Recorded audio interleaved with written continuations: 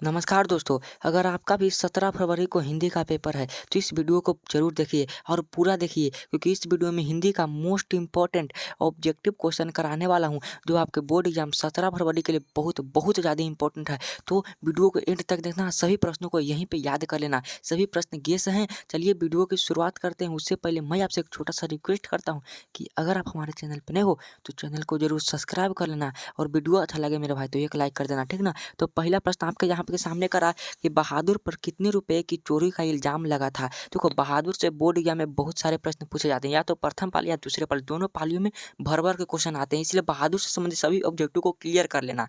बहादुर पर कितने रुपये चोरी का इल्ज़ाम लगा था, तो आपको मालूम ही होगा कि 11 रुपये चोरी का इल्ज़ाम लगा था। किसने लगाए थे? तब वहाँ के रिश्तेदारों साहब ने लगा दिए थे।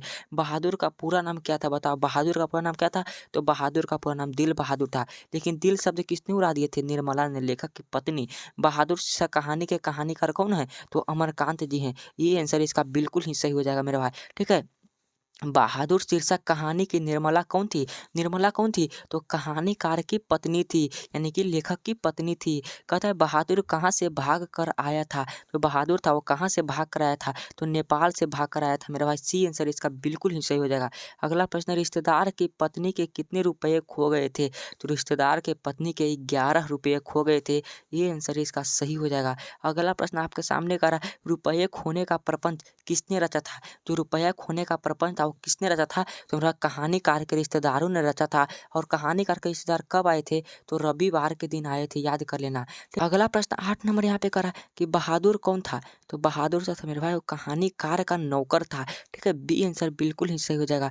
अगला प्रश्न, जिंदगी और जोंक किसकी रचना है? तो जिंदगी और जोंक जो है मेरे भाई अमरकांत जी की रचना है।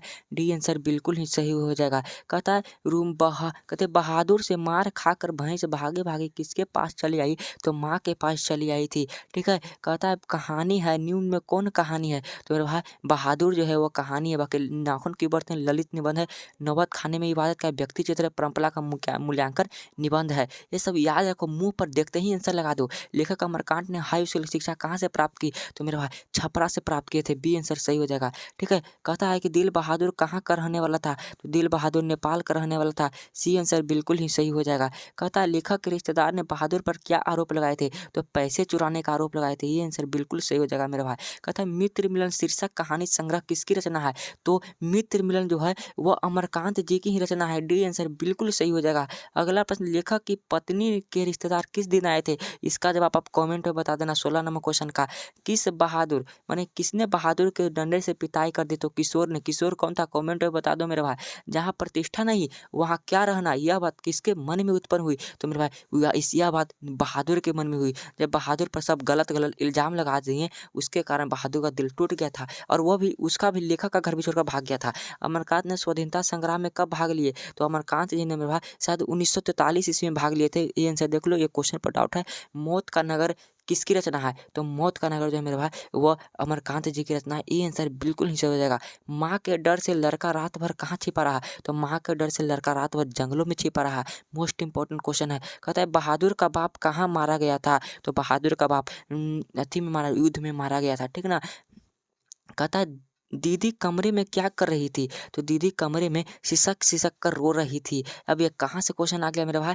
तो मछली कहानी पढ़े हैं वहीं का क्वेश्चन है। कौन ठंड से काँप रहा था? तो मेरे भाई संतू जो था वो ठंड से काँप रहा था। कहता है कि कथाकार के पिताजी जब मछली खरीद रहे थे तब कितनी मछली मर गई थी? तो एक मछली मर गई थी और 2 मछली क्या थी? जिंदी थी। अगला प्रश्न है, परिवार के नौकर का नाम क्या था? तो भग्गू था मेरे भाई। सी आंसर बिल्कुल ही सही हो जाएगा। बताओ नौकर की कमीज किस विद्या की रचना है? तो एक उपन्यास है, ठीक है। अगला प्रश्न, मसाला कौन पीस रही थी? तो मसाला मेरे भाई लेखक की माँ पीस रही थी।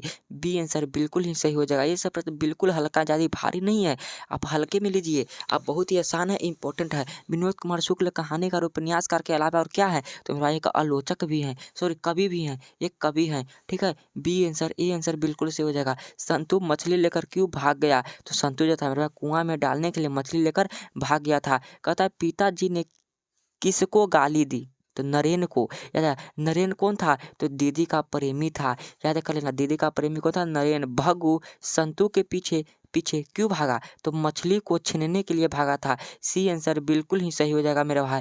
विनोद कुमार शुक्ल का जन्म कब और कहाँ हुआ? तो मेरे भाई इनका जन्म राजनांदगांव कहाँ हुआ था? 1937 ईस्वी में हुआ था।